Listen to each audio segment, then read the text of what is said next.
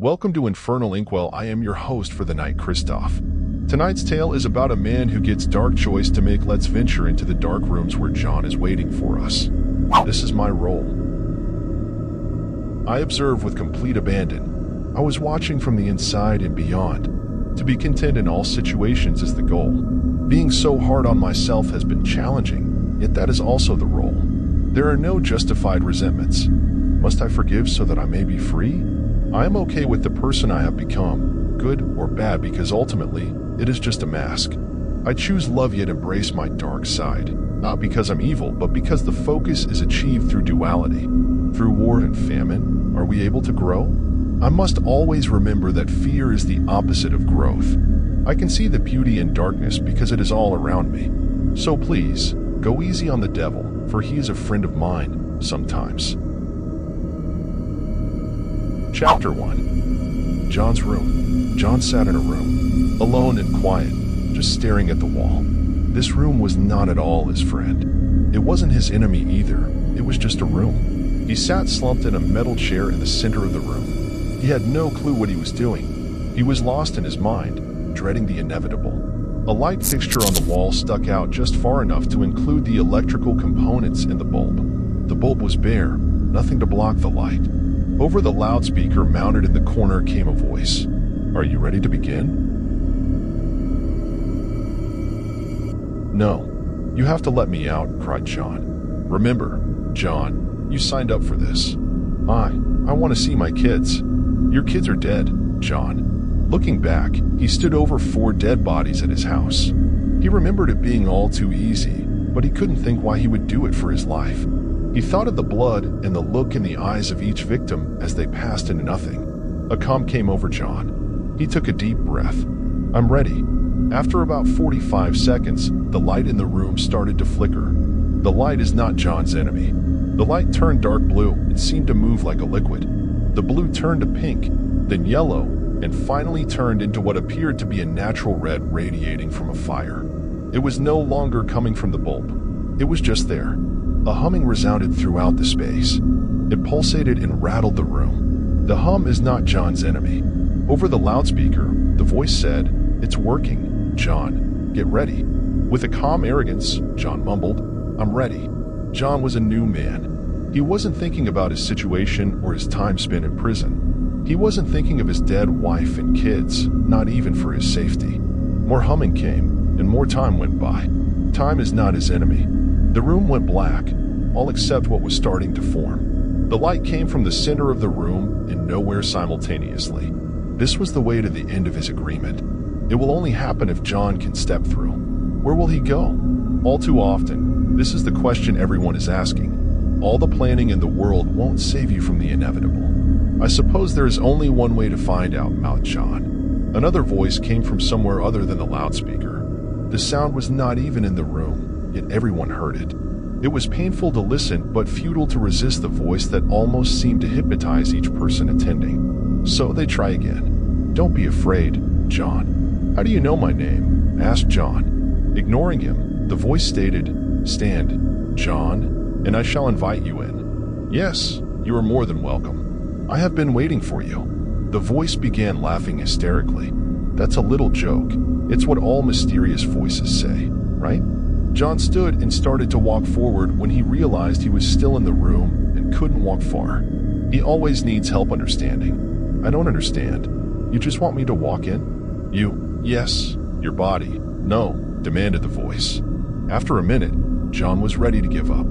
After all, he had no clue what the voice was talking about. John started to sit back down when not the singer, but a voice said, "Just go." It was the easiest thing he had ever done. He just went. Now, he followed the agent into the opening. He gave up, and he went in. His body hit the floor, and with a flash, the light came back on in the room. "Yes, come, John. We have much to discuss, you and I," said the voice.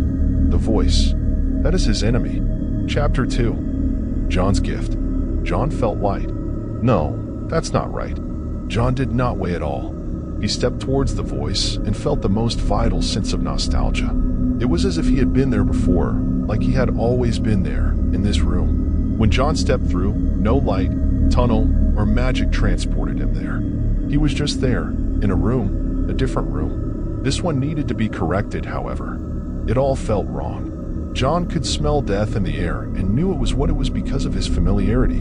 The room was dim and damp, with a slow drip of something dark falling from the corner. It was too dark to tell, but John knew the smell too well. He could make out a doorway because a yellow burn flickered through the passage. What was beyond the door was a mystery.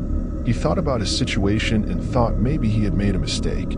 He started to feel his way around the room, hoping to find a way out. Out? How did I even get here? John said to himself. John felt his way around a shelf when he came across what felt like a stick or a pipe.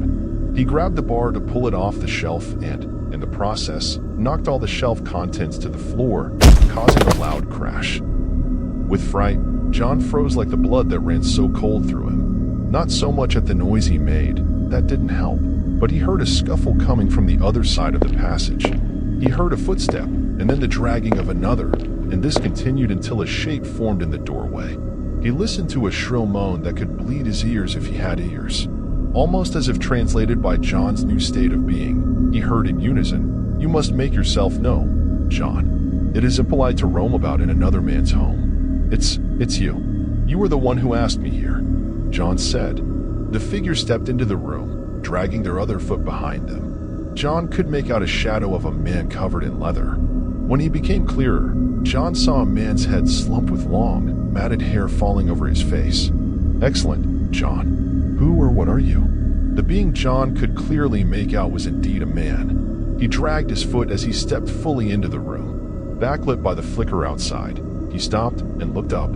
Ignoring John's question, once again moaned the painful noise that John translated to say, "Where do you think you are, John? Even if I told you who I am, you could comprehend what it means. No more questions, John. Besides, you already know what you are asking. I am Ian's, and this is the role I play.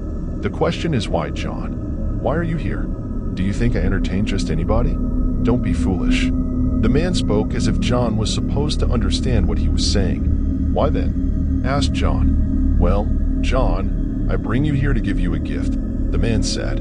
"A gift?" asked John. "Yes, I am no longer welcome in your world, and without me and the role I play, imbalance will become the new norm. You see, I am a bringer of balance.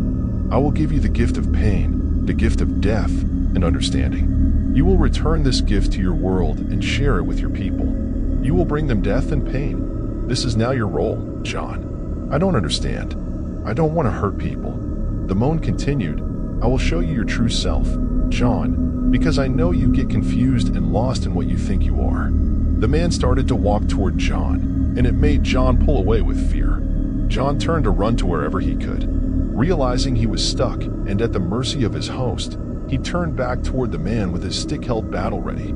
With confusion, John noticed the man was no longer there.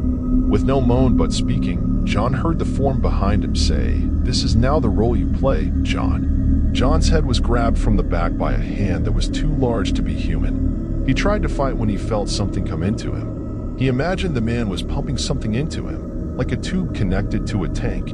Once again, John was confused because he was under the impression that he had no physical form here. He tugged and pulled and screamed until there was silence. All the fight was out of John. He realized with a twitch of his head that he was wrong. He did want to hurt people. He tried to pull them all. John, for the first time, understood. This new pain was a gift that he would give to the world. He turned to say thank you, but when he twisted around, the man was gone. All he saw was a gray wall. The original room. He had returned home. The door opened, and two men in hazmat suits came in. Over the loudspeaker, he heard, "Welcome back, John. Tell us, what did you find?" John looked up and calmly said, "What did I find? Let me show you." The hazmat suits were no protection for what John had. Thanks for whacking and like and subscribe to catch our next tale of horror.